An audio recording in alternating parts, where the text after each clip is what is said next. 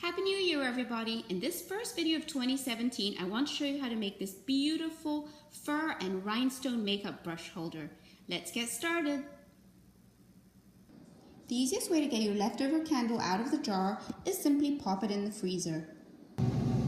Simply leave it in the freezer for a few hours or overnight, then it's very easy to remove from the jar.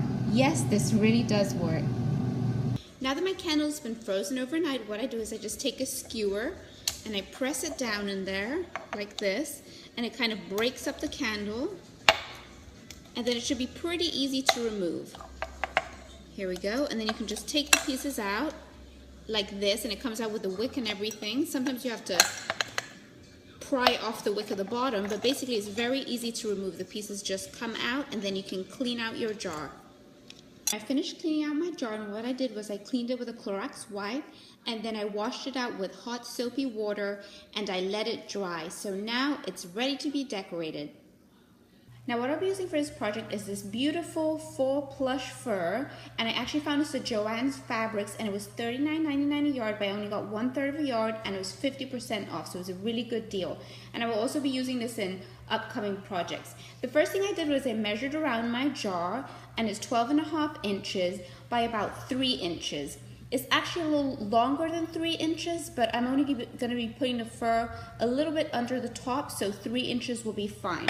And the next thing you do is you take your fur, and on the back of it, you measure out 3 inches in width, and then you do 12.5 inches in length. And I'll show you, I already cut that out, and I'll show you what it looks like.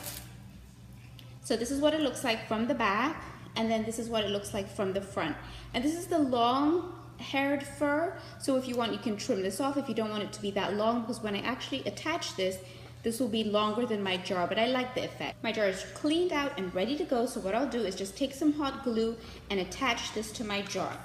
And as I said, I won't be starting all the way at the top because I'll be putting a beautiful trim on this. So I'm just going to put a little hot glue right here, about 1/2 inch down like this. And then I'll just stick my first corner down, making sure that the length of the fur is actually pointed downwards. And then I'll take another piece of, another bit of hot glue, can't find my words today, and just press some right here under this edge, and then press my fur down like this.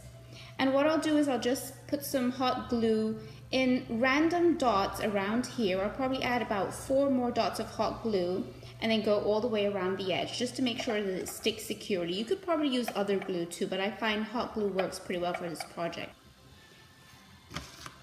Now what I'll do when I add my hot glue is actually dot it here, and then I'll twist my jar around, stretching my fabric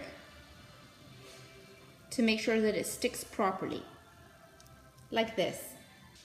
Now I have the last little bit of fur to attach, so I'll put my last 2 pieces of hot glue here, 2 squeezes, and then I will hold it down, stretch my fur, and then press it down till it's nice and stuck. So this is what I have so far. So I have my fur attached, and what I'll be adding to the trim is actually this beautiful resin strip that I found at Hobby Lobby, and this is $5.99, but I got it for $3 because it was 50% off. Now this has self-adhesive, but I tried sticking it just on the fur by itself and found it doesn't stick that well. So as I suspected, I'll have to use some hot glue with this. So I have my strip ready to go, and now what I'll do is just add some hot glue here to the tip of it, because this will be going around the rim, and some to my fur.